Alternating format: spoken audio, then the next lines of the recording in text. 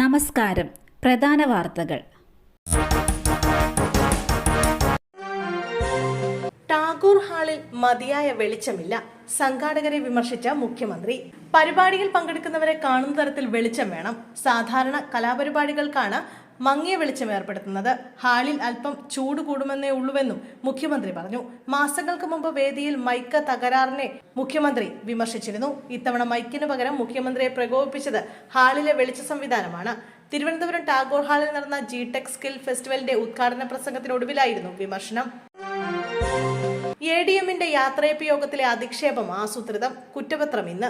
ADM K Naveen ബാബുവിന്റെ മരണത്തിൽ ഇന്ന് കുറ്റപത്രം സമർപ്പിക്കും. പ്രതി PP ദിവ്യ മാത്രമെന്നും മരണകാരണം യാത്രയപ്പ് യോഗത്തിൽ PP ദിവ്യ നടത്തിയ അധിക്ഷേപം എന്നുമാണ് കുറ്റപത്രത്തിലുള്ളത്. പ്രാദേശിക ചാനലിനെ വിളിച്ചു വരുത്തി ദൃശ്യങ്ങൾ പകർത്തി പ്രചരിപ്പിച്ചതും PP ദിവ്യ തന്നെയെന്ന് കുറ്റപത്രത്തിൽ പറയുന്നു. കണ്ണൂർ ഫസ്റ്റ് ക്ലാസ് മജിസ്ട്രേറ്റ് കോടതിയിലാണ് പ്രത്യേക അന്വേഷണ സംഘം കുറ്റപത്രം സമർപ്പിക്കുക. യാത്രയപ്പ് ചടങ്ങിനെ കുറിച്ച് അറിയാൻ PP ദിവ്യ പലതവണ കളക്ടറുടെ PA ഫോണിൽ വിളിച്ചു. ദിവ്യ ക്ഷണിക്കാത്ത ചടങ്ങിനെത്തിയത് കൃത്യമായ ലക്ഷ്യത്തോടെയാണെന്ന് കുറ്റപത്രത്തിൽ പറയുന്നു. കുറ്റപത്രത്തിനൊപ്പം 85 സാക്ഷിമൊഴികളും ശാസ്ത്രീയ തെളിവുകളുമുണ്ട്. അമ്മയോട് മകന്റെ ക്രൂരത. മദ്യലഹരിയിൽ വടികൊണ്ട് തല്ലി. തൃശൂർ ദേശമംഗലം കൊണ്ടയൂരിൽ മദ്യലഹരിയിൽ അമ്മയെ മകൻ തല്ലി. കൊണ്ടയൂർ സ്വദേശി സുരേഷാണ് അമ്മ ശാന്തയെ ശീമക്കൊന്നയുടെ വടികൊണ്ട് തല്ലിച്ചതച്ചത്. ഇന്നലെ രാത്രിയായിരുന്നു സംഭവം. രാവിലെ അയൽവാസികളാണ് സംഭവം പുറത്തറിയിച്ചത്.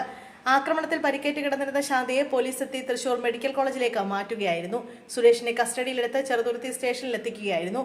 സുരേഷ് 2 കൊല്ലം മുമ്പ് ജ്യേഷ്ഠനെ കൊന്ന കേസിലെ പ്രതിയാണെന്ന് പോലീസ് പറഞ്ഞു. സബ് ഇൻസ്പെക്ടർ ജീവനൊടുക്കിയ നിലയിൽ. സംഭവം വിരമിക്കാനിരിക്കെ ചിറയിൻ കീഴിൽ പോലീസ് ഉദ്യോഗസ്ഥൻ ആത്മഹത്യ ചെയ്ത നിലയിൽ. AR ക്യാമ്പിലെ സബ് ഇൻസ്പെക്ടർ റാഫിയാണ് മരിച്ചത്. 56 വയസ്സായിരുന്നു. വിരമിക്കാനിരിക്കെയാണ് സംഭവം. അരൂരിലെ കുടുംബ വീട്ടിലാണ് റാഫി ആത്മഹത്യ ചെയ്തത്. കാരണം എന്തെന്ന് വ്യക്തമല്ല. പോലീസ് സംഭവ സ്ഥലത്തെത്തി അന്വേഷണം ആരംഭിച്ചിട്ടുണ്ട്.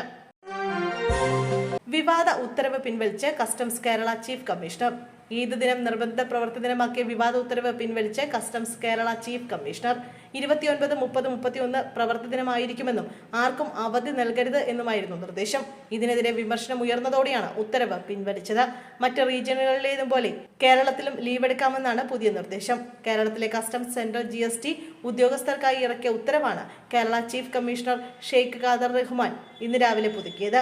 പെരുന്നാൾ അവധി നിഷേധിച്ചുള്ള ഉത്തരവ് ഇന്നലെ പുറത്തു വന്നിരുന്നു. പിന്നാലെയാണ് ഇന്ന് രാവിലെ കേരള ചീഫ് കമ്മീഷണർ ഷെയ്ഖ് ഖാദർ റഹ്മാൻ ഉത്തരവ് പുതുക്കി ഇറക്കിയത്.